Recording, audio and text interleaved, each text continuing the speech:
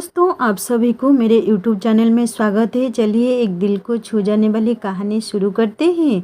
मालकिन अपने पति के पास एक रात के लिए नौकरानी को क्यों भेज दिया का पार्ट 2। कहानी को शुरू से अंत तक सुनना, सुनने बाद सब्सक्राइब जरूर करना। कि सबसे अच्छी डॉक्टर के यहाँ दिखाया था। डॉक्टर ने मुझे गुड न्यूज़ सुना दी थी तो मालकिन और मालिक बहुत ज़्यादा खुश हो गए थे। मालकिन से ज़्यादा तो मालिक खुश थे। उनकी तो खुशी का ठिकाना ही नहीं था।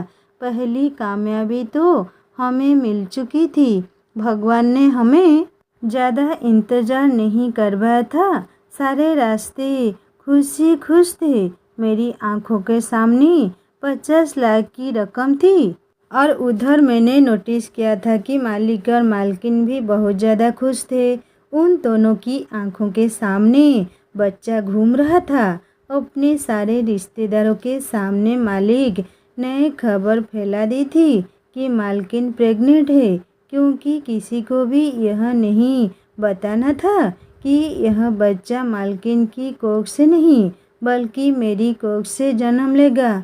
मालिक के सारे रिश्तेदार भी बहुत खुश हो गए थे, क्योंकि मालिक भी यह नहीं चाहते थे कि वह दूसरी शादी करे। वह तो मजबूर होकर ऐसा करने की कोशिश कर रहे थे। अगर मालिक को दूसरी शादी करनी होती तो वह काफ़ी सालों पहले ही कर चुके होते। लोग तो बच्चा ना हो तो 2-3 साल के बाद ही दूसरी शादी की तैयारी शुरू कर देते हैं। मालिक तो फिर भी मालिक थे और फिर इतने अमीर थे भी। कोई भी औरत उनसे आसानी से शादी कर लेती, लेकिन अब की बार तो उन्होंने पक्का इरादा कर लिया था। जमाने के और रिश्तेदारों के दबाव में आकर वह दूसरी शादी के लिए तैयार हो गए थे। अब उन दोनों ने राहत की सांस ली थी, क्योंकि अब उनकी सालों पुरानी तमन्ना पूरी होने वाली थी। मालिक की खुशी देखकर तो मुझे एक लम्हे के लिए घबराहट हो गई थी। शुरू में मुझे लगा कि सब अच्छे से ही हो जाएगा, लेकिन पता नहीं क्यों जैसे जैसे दिन गुजरते जा रहे थे मेरी घबराहट बढ़ती चली जा रही थी। मैं परेशान थी और मालिक और मालकिन अपने बच्चे के आने के सपने देख रहे थे। वह दोनों पति पत्नी मेरा बहुत ख्याल रख रहे थे।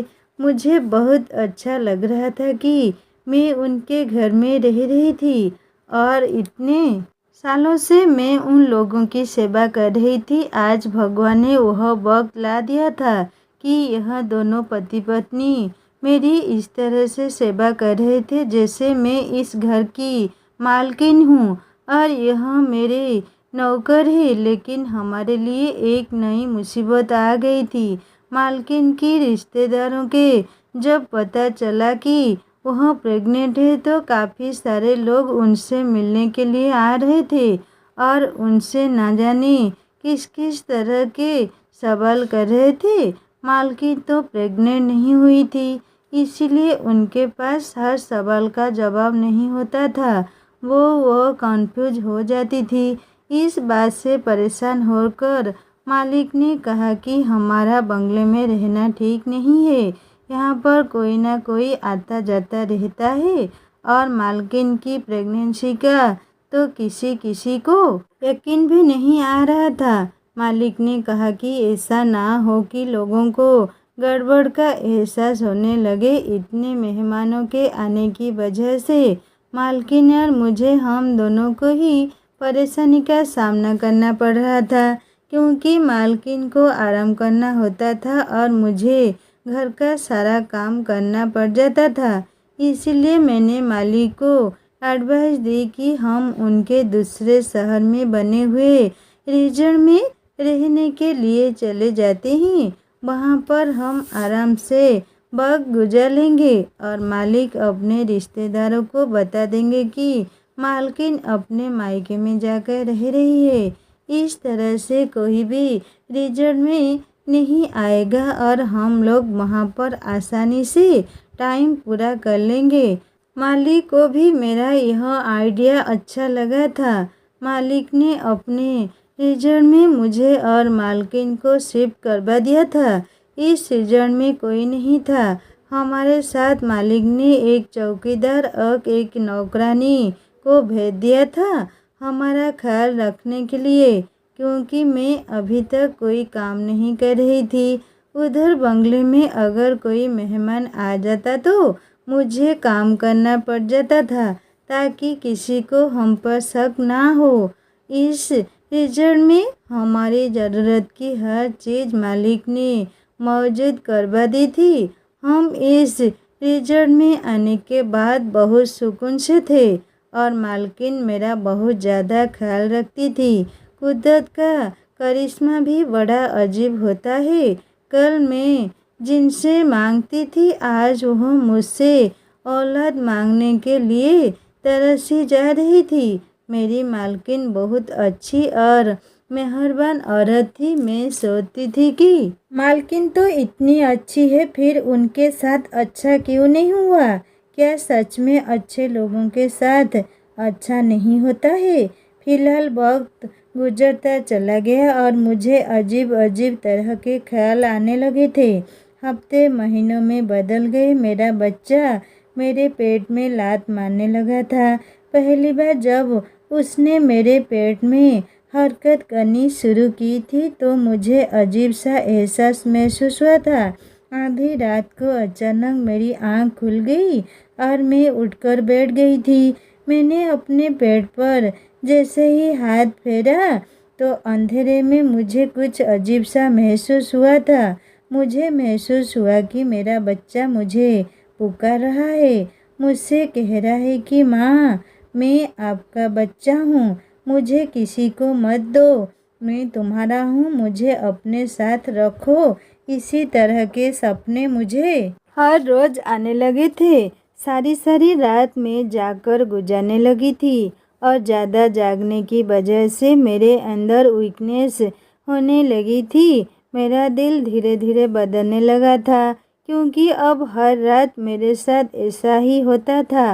रातों को मेरा दिल ही नहीं, मेरे दिल के साथ साथ मेरी नीयत भी बदल रही थी। मैं परेशान थी। मुझे अब 50 लाख झूठे और बेकार लग रहे थे। मुझे लग रहा था कि 3 बच्चे होने के बाद मुझे अब और बच्चों की चाहत नहीं होगी।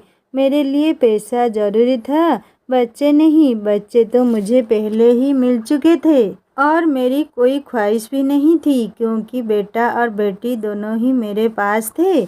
मुझे क्या पड़ी थी कि मैं बेवजह एक और बच्चा पैदा कर लूं, क्योंकि महंगाई का दर है। इस दर में अपना ना खाना पीना ही मुश्किल से चल रहा है। ऊपर से बच्चों को पालना तो बहुत भारी काम है। लेकिन अब मेरा ख्याल गलत साबित हो रहा था। और बच्चा पहला हो या आखिरी, अपनी औलाद तो अपनी ही होती है। मेरी मालकिन ने मेरी परेशानी को भांप लिया था। एक दिन मैंने मालकिन और मालिक को आपस में बातें करते हुए सुन लिया था। मालकिन मालिक से कह रही थी कि कहीं ऐसा ना हो मौके पर अंजना की नीयत बदल जाए। मालिक ने कहा कि ऐसा नहीं हो सकता, उसकी नीयत कभी नहीं बदलेगी, क्योंकि उसके पास पहले से ही बच्चे हैं। उसे पैसों की ज़रूरत है, बच्चों की नहीं। वह मुझसे भी बार बार सवाल करती थी कि मैं इतनी खामोश क्यों रहती हूँ। मालिक हर हफ्ते रिजल्ट का चक्कर लगाने के लिए आते थे और मेरे लिए बहुत सारे फ्रूट्स, जूस और ज़रूरत का हर सामान लेकर आते थे। हर महीने मेरा डॉक्टर से ट्रीटमेंट भी चल रहा था। फिर जैसे तैसे वह दिन भी आ गया था। डॉक्टर ने मुझे डिलीवरी की डेट दे दी थी। यह बात मेरी मालकिन ने फौरन मालिक को बताई तो मालिक बहुत ज़्यादा खुश हो गए थे। मालिक ने मेरे इलाज के लिए मालकिन को बहुत सारे पैसे दे दिए थे और कहा था कि किसी भी चीज़ में कोई कमी नहीं आनी चाहिए। इधर मेरा दिल बार बार अपने इस बच्चे के लिए परेशान था। रात का टाइम था और मालकिन ने मुझे कहा कि सुबह हमें हॉस्पिटल जाना है, क्योंकि मेरा बच्चा पैदा होने में सिर्फ अब आज रात ही रह गई थी। अगले दिन लगभग 10 बजे के टाइम पर मुझे हॉस्पिटल में जाकर एडमिट होना था, क्योंकि डॉक्टर ने डिलीवरी की डेट दे दी थी और मेरा ऑपरेशन होना है। यह बात सुनकर तो मुझे डर लगने लगा था और फिर मेरा ऑपरेशन होगा। मैंने दिल में सोचा कि मैं अपना बच्चा किसी को नहीं दे सकती। मेरा बच्चा है, मैं इसे 50 लाख की वजह से किसी दूसरे के हवाले नहीं करूँगी। भले ही इस बच्चे का पिता मालिक थे, लेकिन माँ तो मैं थी जो उसको जन्म देने वाली थी। पिता से ज़्यादा ममता माँ के दिल में होती है, जो पूरे 9 महीने तकलीफ में चलकर उसे अपनी कोख में रखती है। और भला मैं अपनी बच्ची को 9 महीने अपने पेट में रखने के बाद किसी दूसरी माँ की गोद में कैसे डाल सकती थी? अपने शरीर के अंग को मैं किसी और के हवाले नहीं कर सकती थी। मैंने सोच लिया था कि यह बच्चा मेरा है। मैं इसे 50 लाख में तो क्या, 50 करोड़ में भी किसी को नहीं दूंगी। मेरी नियत और मेरा इरादा दोनों ही बदल चुके थे। मैंने देखा मालकिन रात होने के बाद अपने कमरे में जाकर सो चुकी है। मैंने जल्दी से अपना सामान पैक किया और चुपके से मैं वहाँ से भाग गई थी। मुझे तकलीफ भी होनी शुरू हो गई थी, क्योंकि मेरी डिलीवरी की डेट दी जा चुकी थी।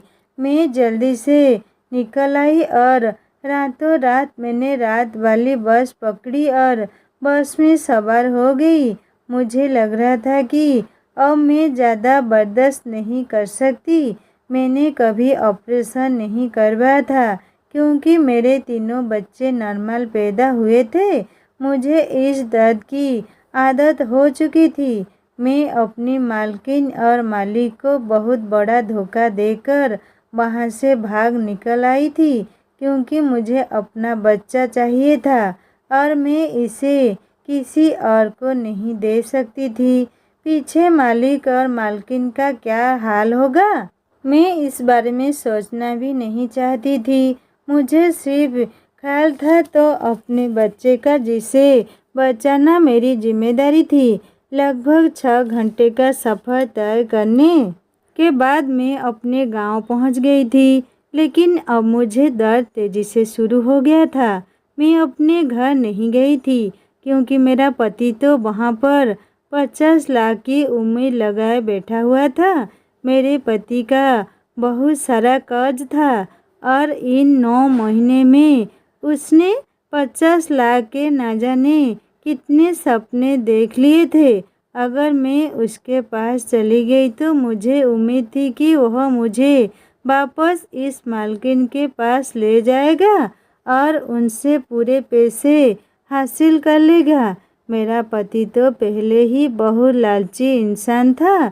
जो आदमी अपनी पत्नी को दूसरे मर्द के साथ 50 लाख के लिए बर्दाश्त कर सकता है, वह कभी उसकी ममता को नहीं समझ सकता। और 50 लाख के बारे में सुनकर जितना वह खुश हुआ था, उसकी खुशी को मैं शब्दों में बयान नहीं कर सकती। सारा दिन वह सोचता रहता था कि जब 50 लाख आ जाएंगे तो मैं यह करूँगा, वो करूँगा, यह लाऊंगा, वो लाऊंगा, और न जाने किस किस तरह की बातें वह किया करता था। उसे अपनी पत्नी और बच्चों से ज़्यादा पैसों से प्यार था। मैं गांव की खास दाई शारदा के पास चली गई थी। मेरे बाकी के बच्चे भी इसी औरत ने पैदा किए थे। मैं शारदा के घर पर गई और ज़ोर ज़ोर से दरवाज़ा बजाया। गर्मियों की रात थी। मैं रात के 2 बजे के टाइम पर वहाँ से रवाना हुई थी और अभी सुबह के 8 बजने वाले थे। गर्मियों में तो सब लोग जल्दी ही सोकर उठ जाते हैं। धाई या डॉक्टर को आदत होती है कि कभी भी उनके पास पेशेंट आ जाए उसको हैंडल कर लेती हैं। धाई ने जैसे ही दरवाज़ा खोलकर मुझे देखा तो वह बड़ी हैरानी हो गई थी और कहने लगी थी कि अब की बार तुम शुरुआत के ही दिनों में मेरे पास नहीं आई हो। तुम्हारे बच्चे तो काफ़ी बड़े हो गए। तुमने काफ़ी सालों बाद बच्चे की पैदाइश के बारे में सोचा। मैंने कहा शायद भगवान की यही मर्जी थी। यह कहकर मैं खामोश हो गई थी। वह मुझसे और ज़्यादा बातें कर रही थी। मैंने उनसे कहा कि ज़्यादा बातों का टाइम नहीं है, मुझे दर्द हो रहा है। मेरी डिलीवरी का टाइम आ गया, इसलिए मैं आपके पास आई हूँ। मुझे मेरा बच्चा सही सलामत चाहिए। जल्दी मुझे मेरा बच्चा डिलीवर करके दे दो। मुझे बस यही परेशानी हो रही थी कि कहीं मालिक के आदमी यहाँ पर ना आ जाए और मुझसे मेरा बच्चा ना छीन ले। मुझे जल्दी से जल्दी अपना बच्चा यहाँ से लेकर कहीं दूर जाना होगा। मुझे मालिक और मालकिन से डर लग रहा था और यह भी डर था कि कहीं मेरा पति लालच में आकर यह बच्चा मालकिन को पहुंचा देगा। इसलिए मैं अपने घर भी वापस नहीं जाऊंगी। डर और परेशानी की वजह से मेरा बुरा हाल हो रहा था। मैंने यह तक नहीं सोचा था कि पीछे मेरे मालिक और मालकिन का क्या हाल होगा जब उन्हें पता चलेगा कि मैं रातों रात उनके घर से भाग गई हूँ। पहले तो वह लोग मुझे तलाश करने की कोशिश करेंगे और उसके बाद न जाने वह दोनों एक दूसरे के साथ क्या कर गुजरेंगे। फिलहाल मुझे दर्द शुरू हो चुके थे और मेरी डिलीवरी शारदा करवा रही थी। लगभग 1 घंटे की मेहनत के बाद मेरा बच्चा इस दुनिया में आ गया था। मेरी तो खुशी का कोई ठिकाना ही नहीं था। मैंने सोच लिया था कि मैं जल्द से जल्द अपने बच्चे को उठाकर यहाँ से कहीं दूर चली जाऊंगी। यहाँ से बिल्कुल गायब हो जाऊंगी ताकि मेरे बारे में किसी को कुछ पता ना चल सके। मैं कुछ भी करके अपना बच्चा मालिक और मालकिन को नहीं दूंगी। मैंने यह तक नहीं सोचा था कि यह वह मालकिन थी जिसने सारी जिंदगी मुझ पर एहसान किए हुए थे। मैंने उन दोनों पति पत्नी का नमक खाया था। उन्होंने मुझे खाना दिया, मुझे पहनने के लिए कपड़े दिए और मुझे रहने के लिए जगह दी। अगर वह यह सब ना देती तो हमारे पास खाने के लिए कुछ भी नहीं होता। मैंने मालकिन की किसी अच्छी बात को याद नहीं किया और उन दोनों को बच्चे का सपना दिखाकर अचानक उनकी आंखों से उनके सारे सपने छीन लिए। उनकी ख्वाहिश पूरी होने के टाइम पर मैं उनकी सारी ख्वाहिशों को बिना पूरा किए ही वहाँ से भाग आई थी। उन दोनों से इतना बड़ा वादा मैंने 9 महीने तक किए रखा था। जब वो वादा पूरा होने का टाइम आया तो मैंने उन्हें बेवकूफ़ बना दिया। मुझे नहीं पता था कि यह एक माँ इतनी खुदगर्ज होती है जितनी मैं हो गई थी। मैंने उन दोनों पति पत्नी की फीलिंग्स की थी। दोनों ने ही मुझ पर भरोसा किया था। मेरा बच्चा इस दुनिया में आ चुका था। उसके रोने की आवाज़ सुनकर मुझे लगा कि मेरी जान में जान आ गई। जब मेरा बच्चा पैदा हो गया तो 2-3 घंटे आराम करने के बाद मैं अपने बच्चे को लेकर बहुत दूर चली गई थी। ये एक छोटा सा गांव था जहाँ पर बहुत कम लोग रहते थे। यहाँ पर मैंने एक पुरानी सी झोपड़ी में अपना बसेरा कर लिया था और अपने बच्चे की परवरिश करने लगी थी। शायद मुझे मेरे पति और मालिक मालकिन ने ढूंढने की बहुत कोशिश की थी, लेकिन मैं इतनी दूर जा चुकी थी जहाँ के बारे में उन लोगों को कुछ पता ही नहीं चला। यहाँ पर भी मैंने लोगों के घरों में काम करना शुरू कर लिया था और मैं अपने बच्चे को कम कमाई में ही पाल रही थी। लेकिन शायद मुझे मेरे किए की सज़ा मिलनी थी, क्योंकि मैंने उन दोनों पति पत्नी का दिल दुखाया था। मुझे मेरे किए की सज़ा इस तरह से मिली कि एक दिन अचानक मेरी तबीयत बहुत ख़राब हो गई। गांव के ही लोगों ने मुझे विधवा समझकर मुझे एक सरकारी अस्पताल में भर्ती करवा दिया। वहाँ पर पता चला कि मुझे कैंसर जैसी बड़ी बीमारी है और मैं जब तक जी रही हूँ ना जाने किस दिन ही मेरी मौत आ जाए। मैंने अपनी यादों को ताज़ा करने के लिए अपनी ज़िंदगी की पूरी कहानी डायरी में लिखना शुरू कर दी, ताकि जो गलती मैंने की है वह आगे कभी कोई औरत ना करे। मैं डायरी रोज लिखती थी। दिखते ही देखते मेरा बेटा 15 साल का हो गया। मेरा बेटा बचपन से ही बहुत समझदार था, क्योंकि मालिक भी बहुत समझदार और ईमानदार आदमी थे। वो खूब हो अपने पिता पर गया था। भगवान ने मेरे बेटे की परवरिश करने के लिए शायद मुझे 15 साल तक जिंदा रख लिया था। एक दिन न जाने कैसे मेरे बेटे के हाथ में वो डायरी लग गई। उसे मैं गांव के ही सरकारी स्कूल में फ्री में पढ़ा रही थी। मेरा बेटा पढ़ाई में बहुत अच्छा था, इसीलिए वह पढ़ना लिखना जल्दी ही जान गया था। मेरे बेटे ने मेरी डायरी पढ़ ली और उसे मेरी हकीकत के बारे में सब कुछ पता चल गया। जब उसने मुझसे इस बारे में सवाल किया तो मैं बहुत डर गई कि इसे कहाँ से पता चला। तब उसने मुझे मेरी डायरी दिखाई।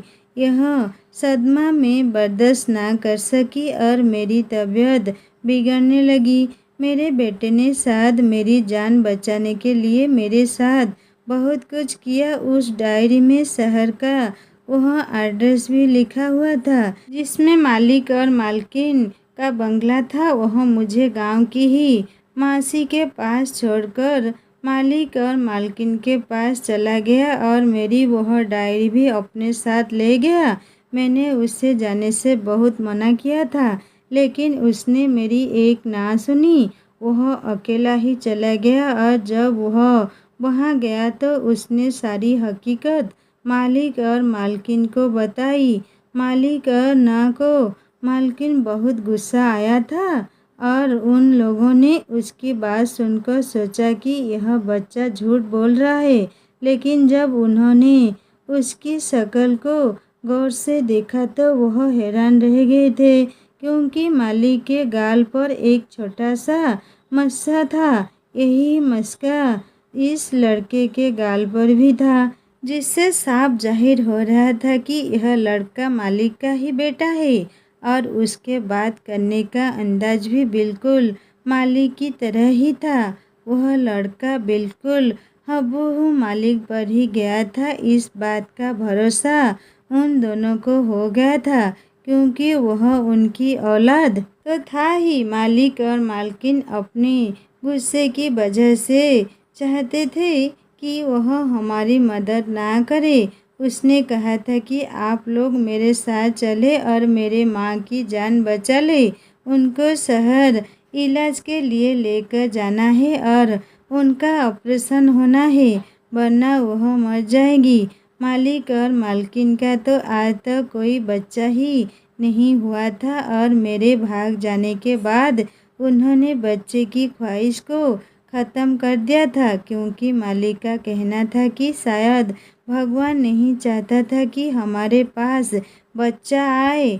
अब भगवान से बढ़कर तो कुछ भी नहीं है। ऐसा भी हो सकता है कि वह दूसरी शादी कर ले और उस औरत की भी नीयत बदल जाए।